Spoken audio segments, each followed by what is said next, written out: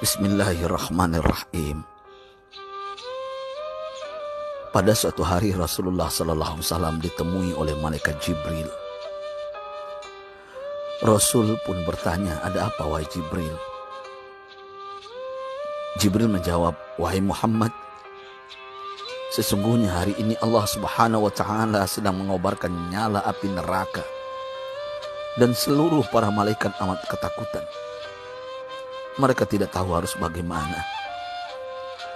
Untung aku ingat," kata Jibril, "bahwa engkau Muhammad adalah sumber cinta dan sayang Allah Subhanahu wa Ta'ala kepada alam semesta. Dengan alasan itu aku kesini, bertabaruk mengambil berkah dengan cinta Allah kepada dirimu, ya Rasulullah, ya Muhammad." Rasulullah terdiam beberapa saat, kemudian bertanya lagi, "Wahai Jibril, ceritakan padaku bagaimana neraka itu sesungguhnya." Jibril menjawab, "Wahai Muhammad, neraka itu bagaikan lubang-lubang yang terdiri dari 7 tingkat. Jarak antara satu lubang dengan yang lain ialah perjalanan 70 tahun. Lubang paling bawah adalah lubang yang paling panas." Nabi SAW meneruskan pertanyaannya, "Lalu siapakah penghuni lubang-lubang neraka itu, wahai Jibril? Sampaikan kepadaku, Jibril." Jibril menjawab, "Lubang yang paling bawah diciptakan untuk orang-orang munafik. Lubang yang berikutnya untuk penyembah berhala, lalu untuk penyembah bintang dan matahari." Jibril terus menerangkan penghuni tingkatan neraka hingga lubang yang kelima, tempat umat Yahudi, dan yang keenam dihuni oleh umat Nasrani. Setelah menjelaskan penghuni 6 tingkatan neraka, Jibril diam cukup lama. Rasulullah SAW penasaran dan bertanya kepada Jibril, "Wahai Jibril, siapakah penghuni neraka yang ke-7?" Jibril diam saja tidak menjawab. Rasulullah SAW mengulangi pertanyaannya, tapi Jibril tetap diam.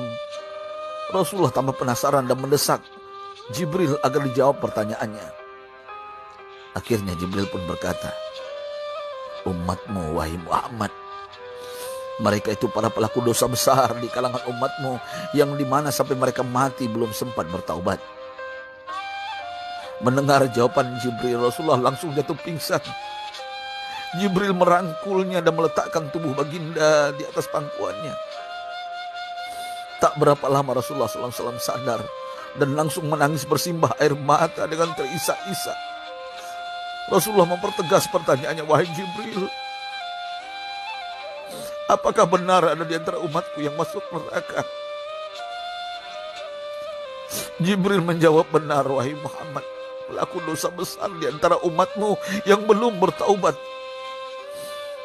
Setelah itu Rasulullah menghadap kiblat dan sujud kepada Allah dalam isak tangisnya.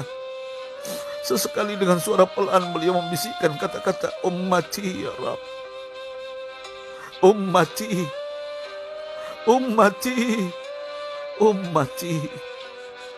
Beliau SAW tidak mengangkat kepalanya dalam keadaan seperti itu selama 3 hari 3 malam. Kecuali setiap Bilal bin Rabah mengumandangkan azan, barulah beliau bangkit untuk menjadi imam, dan setelah itu kembali sujud lagi. Pada hari ketiga Abu Bakar menyadari hal ini, beliau mengetuk pintu Rasulullah dan mengucapkan salam 3 kali, namun tidak terdengar jawaban. Abu Bakar sedih dan berseru di hadapan pintu Nabi besar Muhammad SAW, "Apakah ada jalan untuk masuk ke rumahmu ya Rasulullah?" Tetap tidak ada jawaban. Di jalan Abu Bakar bertemu sahabat Umar. "Mengapa engkau menangis, wahai Abu Bakar?" kata Umar. Abu Bakar menceritakan keadaan Rasulullah SAW. Maka Umar pun melangkah menuju rumah Rasulullah dan terjadilah hal yang sama. Umar pun pulang dan menangis. Di jalan Umar bertemu sahabat Salman Al-Farisi. Dengan terisak Umar bercerita kepada Salman hingga membuat dia amat sedih, namun tidak berani mengulangi hal yang sama. Salman melangkah menuju rumah Fatimah radhiyallahu anha dan menceritakan hal itu. Setengah berlari Fatimah menuju rumah ayah tercinta dan mengetuk pintu sambil mengucapkan salam.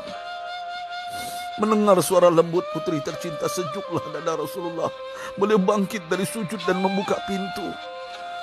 Alangkah terkejutnya Fatimah melihat Rasulullah, ayah tercinta, amat kurus dan pucat. Fatimah memeluknya lalu menangis, "Wahai ayah, apa yang terjadi? Mengapa engkau amat sedih seperti ini?" Rasulullah kembali menangis dan berkata dengan suara lirih, "Wahai Fatimah, belahan jiwaku. Bagaimana mungkin aku tidak sedih sedangkan Jibril mengatakan akan ada kelak umatku yang akan masuk neraka." Subhanallah, betapa besar cinta Rasulullah kepada kita umatnya.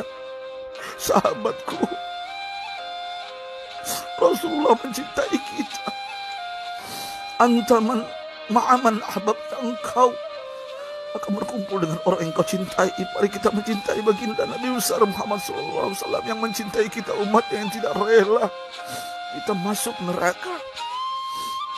Mari kita mencintai beliau dengan berselawat, Allahumma sholli ala Sayyidina Muhammad wa ala ahli Sayyidina Muhammad.